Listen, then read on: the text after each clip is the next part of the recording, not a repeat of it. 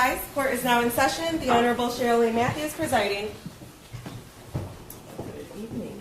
You may be seated.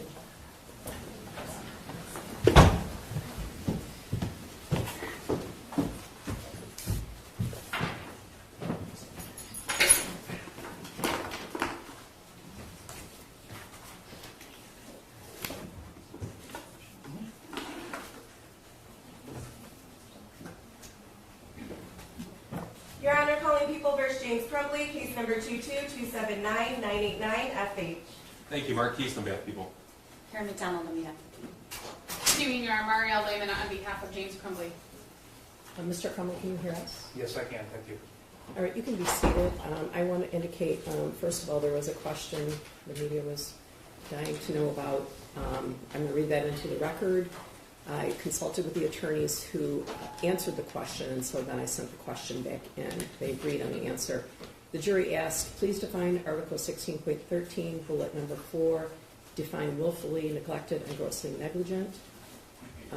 The lawyers agreed to answer the question. Please see jury instruction 16.18 for the definition of gross negligence. All other definitions are contained within jury instruction 16.13. I also want to point out that there's a request by the media to ask the jury members if they would be willing to remain in the courthouse and be questioned off camera.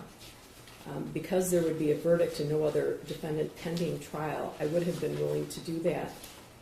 But the courthouse closes at 4:30, and I have continually imposed on the courthouse for the sake of this trial and the other one. I cannot impose on the staff for the deputies any further. I also want to indicate that with regard to case number 222799990FH, the People versus Jennifer Crumbley, there is an order restricting pretrial publicity. It was entered on July 14th, 2022. That order will be set aside as soon as the verdict is read. I will also be issuing an order that will obviously not be made public in the courthouse until tomorrow morning. In addition, case number 222799989FH, the People versus James Crumbley, the same thing. The order restricting pretrial publicity was entered on July 14th, 2022, and that order will also be set aside as of the reading of the verdict. Are you ready for the jury? Yes, Your Honor. Yes, Your Honor.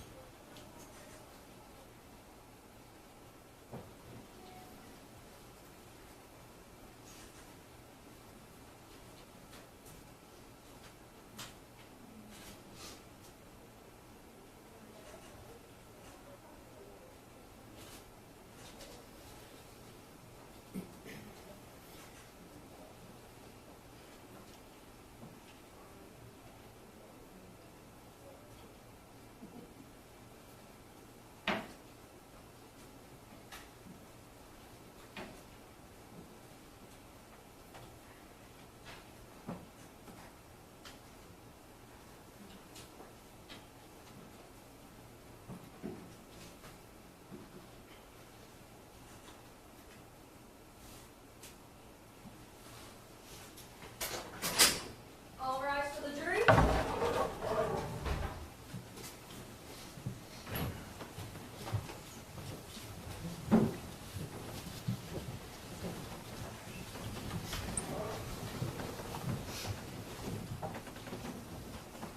Good evening. Good evening. Be seated. Ladies and gentlemen, I know you've worked very hard. We've all been awaiting your decision. I know this is a very intense decision for you all to make. I believe you've selected a foreperson. Who's the foreperson? You're the foreperson. Could you read the verdict, please? Each count? Sure.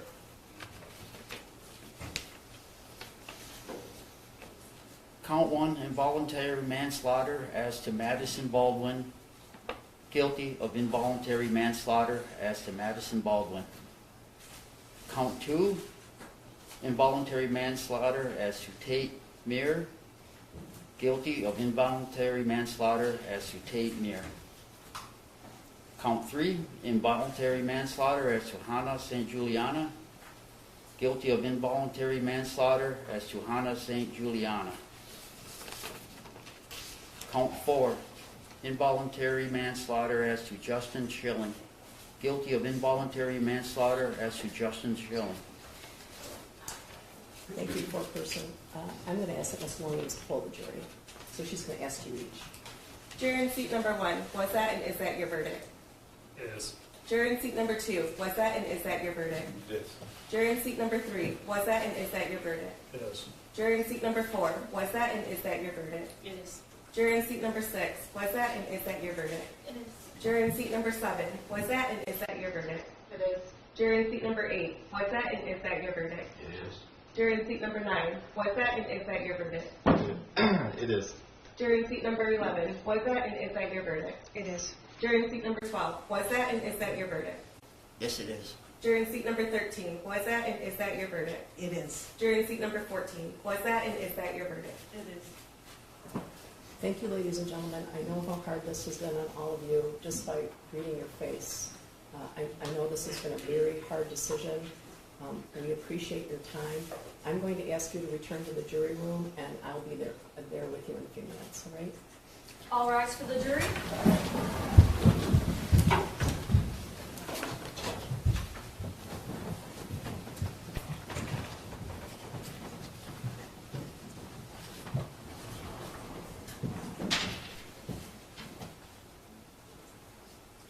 All right, you may be seated.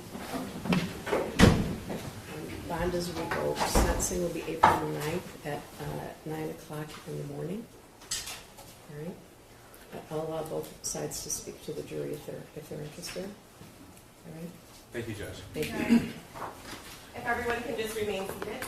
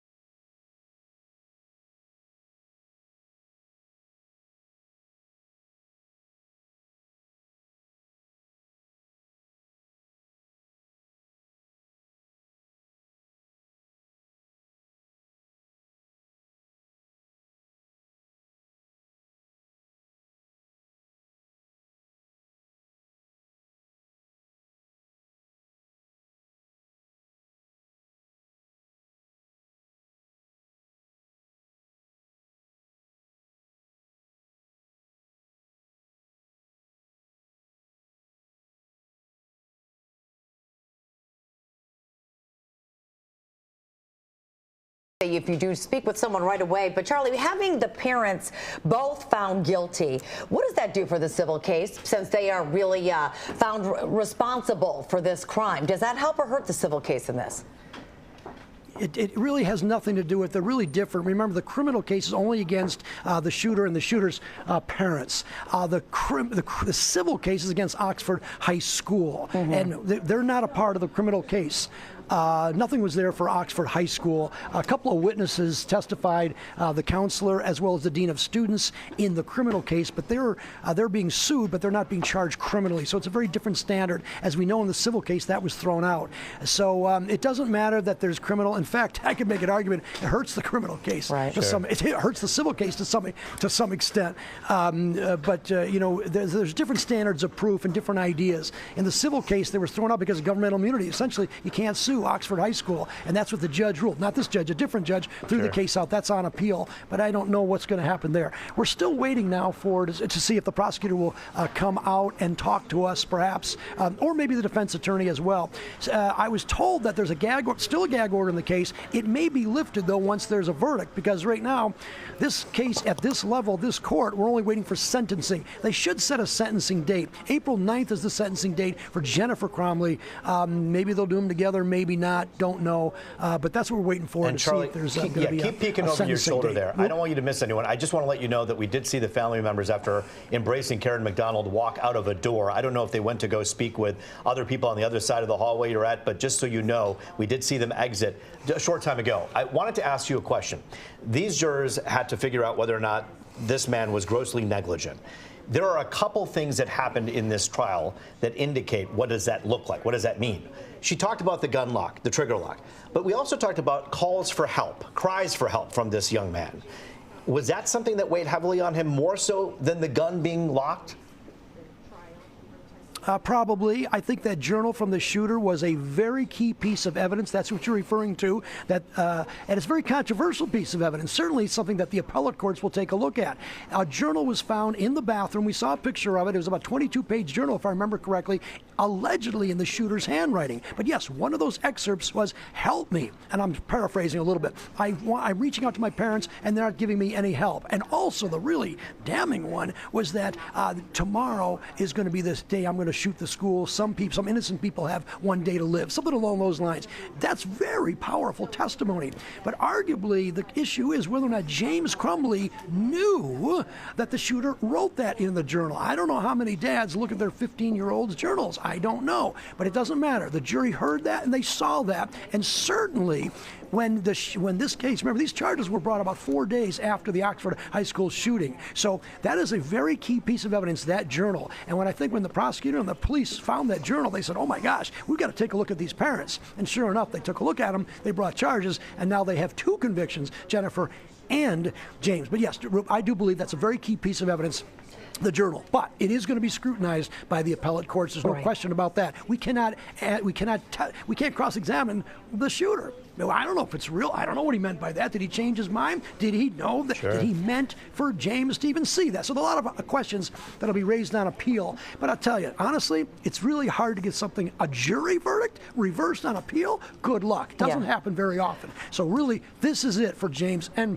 likely Jennifer Crumbley as well. Well, you have to think, though, you have 2 parents, logically speaking, to blame one and not the other. It would be, I think, shocking to some, since there are, 2 parents in this household and supposed to be responsible for this child, and it seemed very involved with anything that he had to do with the weapon. But when it comes to that video, like you said, Charlie, when you hear that emotional testimony and when you see the video, you really just can't get that out of your mind. How much did that play a role in this verdict, because of just how painful it is to see a child, like you said, walking through the hall and just shooting randomly at children? I think the video was key, and look where it was placed. When did the jury see it? It was the very last piece of evidence that the prosecutor put before she rested. That shows you how much weight the prosecutor gave that video. That video is crucial. And is it necessary? I mean, if I was the defense, now listen, the defense attorney did object to it. Why? Because there's no question 4 students were tragically killed. That's not the issue. The issue is whether or not did James do enough to cause those killings. And the video is arguably irrelevant. However, the judge allowed it in. Believe me, that's going to be the first thing on the appeal when they write the appeal brief, whenever they write it. But the appellate court's going to have to say, the issue is it could be relevant evidence maybe, but its prejudicial effect is far outweighed by whatever good stuff, probative value they say in the legal world. So it's very, very prejudicial. However, the jury, listen, the judge allowed it in. Roop? Oh, no, Charlie, I was just going to ask you, you were there for both, James and Jennifer Crumbley's trials. We're watching now, by the way, if you're just joining us, this verdict was handed out just about 11 minutes ago, and you can see James Crumbley getting ready for that in this picture here, 4 counts, involuntary manslaughter. You watched both of these trials. What are the major differences between James and Jennifer Crumbley when it comes to their defense and what the prosecution found them guilty of or helped find them guilty of? Well, first of all, it's the same charges, 4 counts of involuntary manslaughter. Okay, hold on. Let me just interrupt you just one minute. This is the prosecutor's team walking out right now. This is the, you can see Lieutenant Timothy Willis right next to Karen McDonald. Karen McDonald, obviously in the white, she's the prosecutor. All right. Okay, we're being told there's going to be a press conference in 30 minutes. 30 minutes for press conference, right? Okay, all right. So there we go. Karen McDonald right there, and Lieutenant Timothy Willis right there, the lead on this, and Mark Keats, the lead prosecutor on this case, followed by a team of prosecutors here going through the hallway. And whoops, there's more prosecutors. How many prosecutors do they have? The whole office is here. Anyway, these are all prosecutors. There's one of the testimony, one of the Waglowski. He is the special agent. He's now with the Secret Service, and he was the one that put together the video of the actual high school shooting. So there you go. They have left. I don't know where the press conference is going to be. Probably in Karen McDonald's office, which is actually in this other wing of the court. 30 minutes will be there for that as well. I would imagine that obviously the gag order is lifted then, so the prosecutor can talk. So obviously you saw the team of prosecutors. Listen, they have quite a bit. As I'm looking over my head, I'm seeing if the defense attorney, Mario Lehman, is coming out. These are more prosecutors, actually. These were a lot of the prosecutors coming out that handled the victims. There was a special room in the courthouse for victims. They have a right to be here as well. These were the 2 that actually handled a lot of that. Obviously, Karen McDonald will speak for that. Let me just take a little look over here. Take a walk with us. I haven't seen the defense. I have not seen the defense attorney yet. Again, there may be some procedural things. She's probably getting her things together. Keep peeking, Charlie. But in the meantime, wanted to ask you, you've had a chance to talk to these family members. You talked to, the moms and dads of these victims. They were hoping for this verdict here today, but this brings them no closer to complete peace, but perhaps just a little bit of justice. Talk about what they told you. They want justice, and justice is a guilty verdict. There's no question about it. You have to remember, not only did they lose their kids, and people were injured. They suffered a lot in this case. But on the civil side of things, they were dealt a big blow when the judge threw their civil case out, essentially saying you can't sue Oxford High School. You have to remember, there is still not a superintendent for the Oxford High School. And remember, there was a report that came out not too long ago by a nationally recognized group that evaluates schools, and they said that Oxford they had a lot of problems in Oxford as to their procedures for security. Some of those were changed, some were not, and there's still a lot of problems there. Now you couple with this. This is probably the guilty verdict. Probably, I'm not saying it's the best thing because there's nothing good about this case at all, but there is good that at least the parents remained, they are responsible for this. And I think that that's the case. This is what's really happening here. Craig Schilling said, the Oxford community, they're watching this case to see. And I think what we're going to have is, going forward, parents are going to be responsible. And I think that this verdict says that if you've got a bad kid, you've got a big duty, especially if you have a gun in your house, we better take care of that gun. I am live. I will send it back to you guys. All right. Thank you, Charlie, for that coverage. And we will be checking back in to the courthouse. Potentially, we know that Karen McDonald, the Oakland County prosecutor, will be holding a press conference, really talking about it. The first time we will be able to hear from her since really this case began. We're going to be taking a look at that, of course, and we'll have much more on this tonight at 10. And our Let It Rip that takes a closer look at this verdict that came down. James Crumbley found guilty on 4 counts. We remember today Madison Baldwin, Tate Meir, Hannah St. Juliana, and Justin Schilling.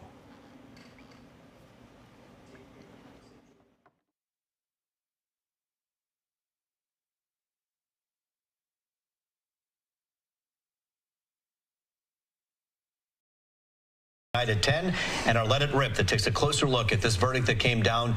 James Crumbley found guilty on 4 counts. We remember today Madison Baldwin, Tate Meir, Hannah St. Juliana, and Justin Schilling. All right, we thank Fox 2 Detroit there. I'm Andrew Kraft back here on Live Now from Fox. Roop and Taryn and Charlie doing yeoman's work there, telling this story. We've been relying on Fox 2 Detroit as this trial has gone on and as the Jennifer Crumbley trial had gone on as well just several weeks ago. So now both James and Jennifer Crumbley, parents to Ethan Crumbley, have been found guilty, convicted each of 4 counts of involuntary manslaughter for their role in the Oxford High School shooting that killed 4 teenagers who just went to school one day and never came home. Ethan Crumbley was 15 at the time, and throughout these trials, it has been well documented the litany of numerous mental health issues that he faced as a young teenager, so much so that a jury agreed his parents did not do enough about it and may have facilitated it as well. And so we're going to get a press conference from the Oakland County prosecutor there, Karen McDonald. She is going to address the press in about 30 minutes time. So we're going to bring you that live. We know there's a lot of interest in this case as well. We'll also be speaking to some of our legal analysts about what exactly is involuntary manslaughter. And in Michigan, how many years could someone like Jennifer and James Crumbley serve? Jennifer Crumbley's sentencing date is April the 9th. Obviously, it's too early to tell whether or not James Crumbley's sentencing date will be sometime quickly thereafter. We'll wait on that, but those are some of the questions I have. I know those are some of the questions that you have as well. What is the nature of involuntary manslaughter? We've been speaking to a lot of legal analysts about this throughout the course of these trials. And essentially a jury is holding James and Jennifer Crumbley responsible for actions they did not commit.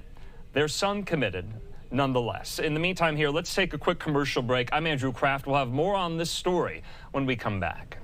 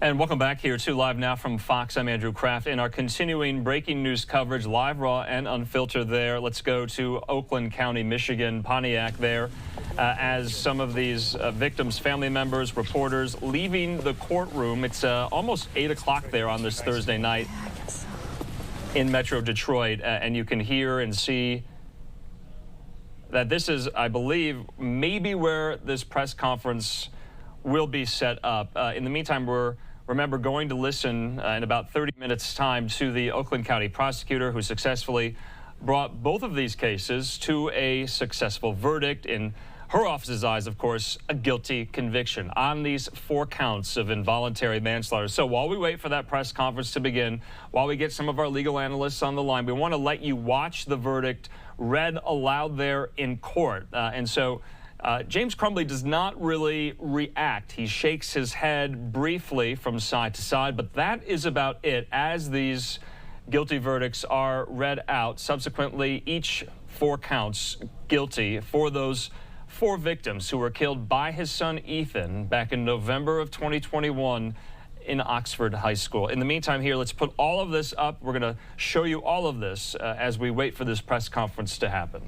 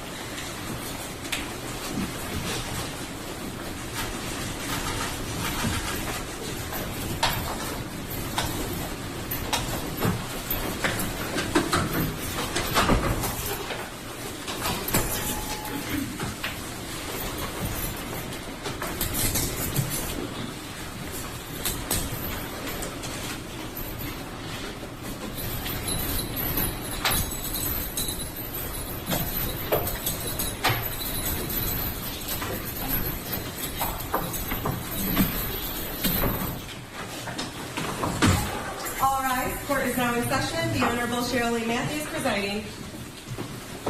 Good evening. You may be seated.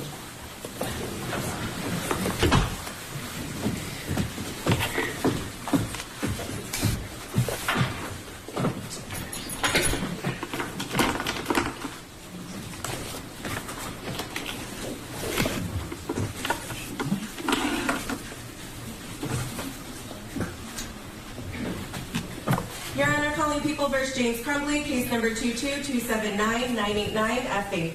Thank you, Mark. Keys on behalf of the people. Karen McDonald on behalf of the people. Good evening, Your Honor. Marielle Lehman on behalf of James Crumbley. Mr. Crumbley, can you hear us? Yes, I can. Thank you. All right, you can be seated. I want to indicate, first of all, there was a question the media was dying to know about. I'm going to read that into the record.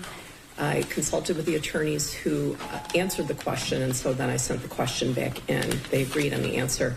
The jury asked, please define Article 16.13, bullet number 4, define willfully neglected and grossly negligent. The lawyers agreed to answer the question. Please see jury instruction 16.18 for the definition of gross negligence. All other definitions are contained within jury instruction 16.13.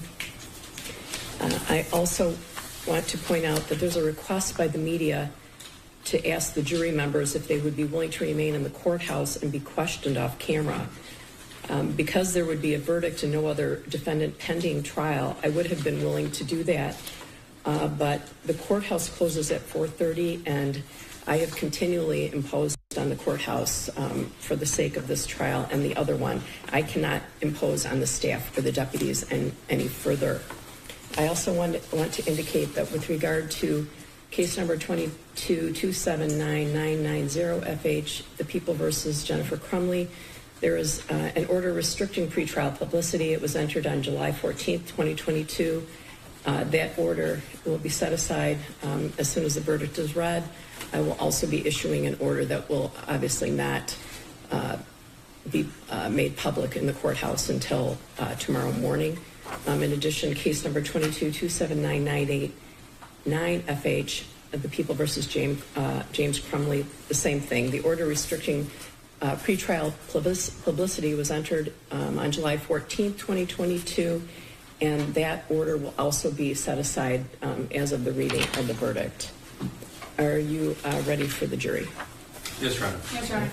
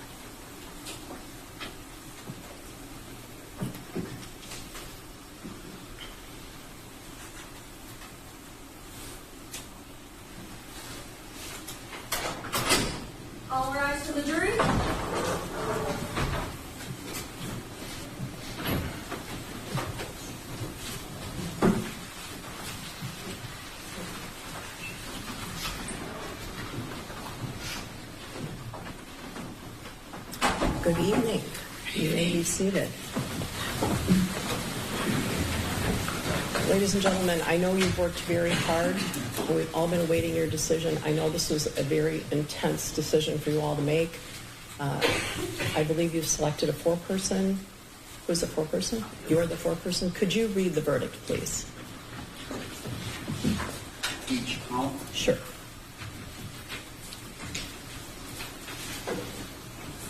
Count 1, involuntary manslaughter as to Madison Baldwin.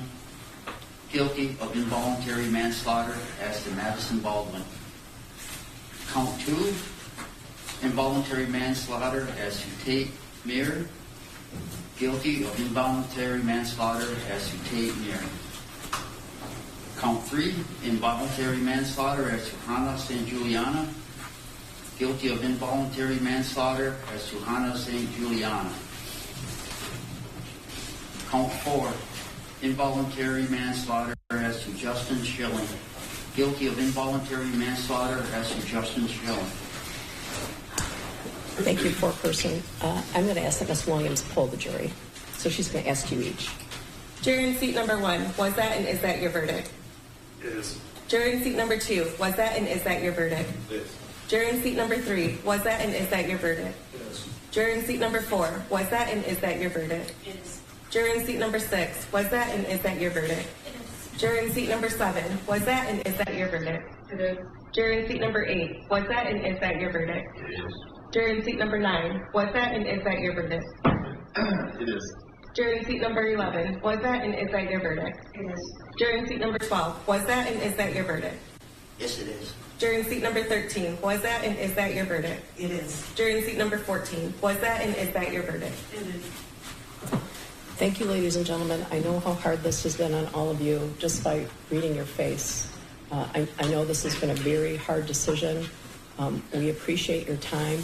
I'm going to ask you to return to the jury room, and I'll be there with you in a few minutes, all right? All rise for the jury.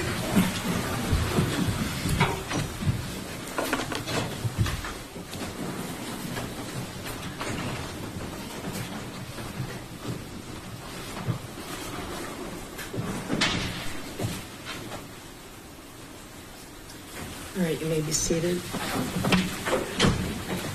Bond is revoked. Sentencing will be April 9th at 9 o'clock in the morning. All right. I'll allow both sides to speak to the jury if they're interested. All right.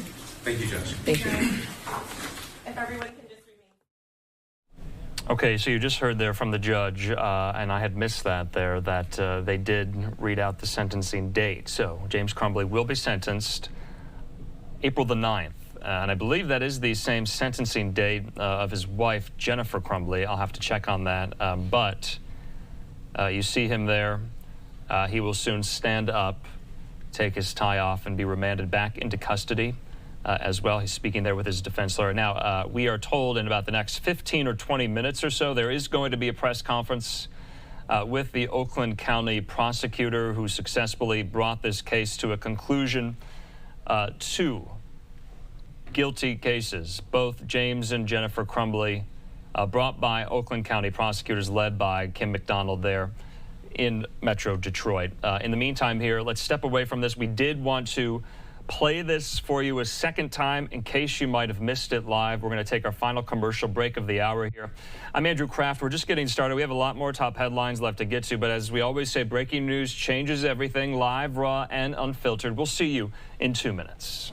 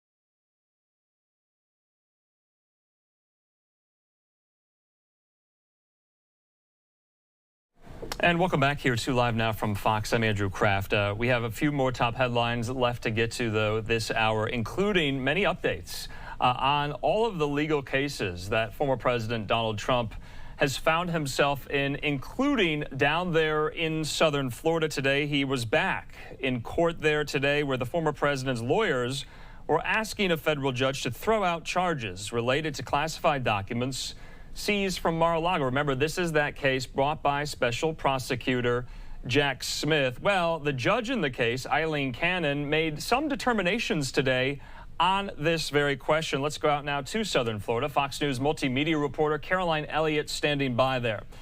Caroline, good to see you. I know you've covered this story a lot. I have in my hand a 2-page order from Judge Cannon. What did it say, Caroline?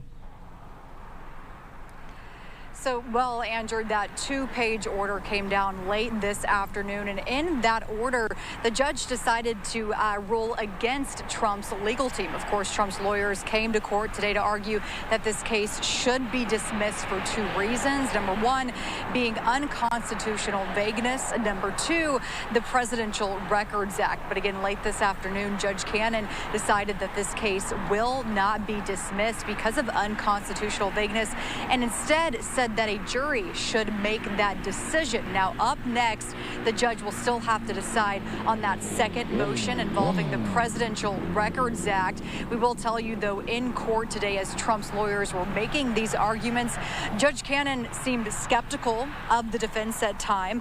Trump's lawyers argued that the classified documents kept at Mar-a-Lago were, quote, personal, but the special counsel argued the documents contained highly sensitive classified material.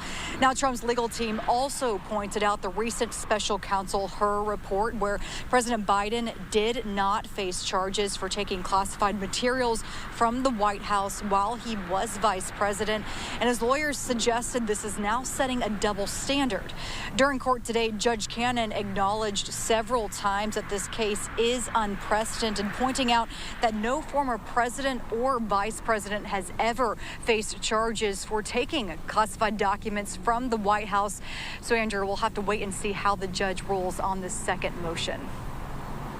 You know, Caroline, I think it's safe to say that I was going to ask you about, what would a potential trial date look like, but it's way, way too early to tell. I know both sides have kind of put forth their preferred trial dates, but with all of these motions going on, this trial possibly could not start, until well later this year. Well, Andrew, that initial trial date was scheduled for May, but of course, Trump's attorneys are trying to push back this trial now. During court today, Judge Cannon did not talk about this. She didn't mention a trial date. She didn't talk about if this would be pushed back. But of course, now we do know that Judge Cannon will have to rule on the second motion involving the Presidential Records Act. So we'll have to see what happens with that trial date. All right, Fox's Caroline Elliott there live for us in South Florida tonight. Caroline, thanks so much. We'll talk soon. Thank you. All right, in the meantime here, we have a few more kind of minor updates on some of these other Trump legal cases that we definitely want to get to. Live now look there in New York City, a gorgeous nighttime skyline view there. All right, so this is interesting. Remember, in just 11 days, we were told that the Stormy Daniels hush money payments case trial would begin. But we got the news today, this is from Kyle Cheney at Politico, that the district attorney, Alvin Bragg, says he's prepared to delay Trump's trial 30 days in response to a belated production of tens of thousands of pages of evidence from the U.S. Attorney's Office there in New York. So this is pretty significant. Remember, this is and was going to be the first Trump trial to begin, the first Trump criminal trial, so to speak. But we are learning that this could potentially be delayed by 30 days' time. Now, yesterday, the U.S. Attorney's Office there produced approximately 31,000 pages of records to the defense and prosecution in the hush money trial. Bragg's office has determined that the batch contains materials related to the case and thus has stipulated to an adjournment of up to 30 days in order for the defense to review the material. Now, Trump's team had previously sought a 90-day adjournment due to the large amount of discovery. Now, back out live there to New York City. The judge does not have to grant the adjournment, but with both parties on board, it is likely. So, as of my report to you, the judge has not made a ruling, but the March 25th start date for the trial is looking less and less likely. So wanted to make sure we got that in there as well. That's going to be one of these major criminal trials to cover of the former president this year, this presidential election year as well. So let's move, though, very briefly before the top of the hour from New York City now down to Fulton County, Georgia, in Atlanta. Tomorrow, we are expecting an answer, a resolution from Judge Scott McAfee on whether or not Fani Willis, the lead prosecutor in the Georgia election subversion case, will be disqualified from leading that prosecution. So we have that to look forward to tomorrow. That is in store tomorrow. We have a lot of legal analysts lined up to discuss whatever Judge Scott McAfee's decision might be. So in the meantime here, we're almost at the top of the hour. We're going to take our final quick commercial break. We do have a live picture there in Oakland County, Michigan, I believe, as we await for the prosecutor there, Kim McDonald, to speak to the press and the public about what we all just watched live, 30 minutes ago. James Crumbley, the father of Ethan Crumbley, the Oxford High School shooter, found guilty of 4 counts of involuntary manslaughter. We'll see you in 2 minutes.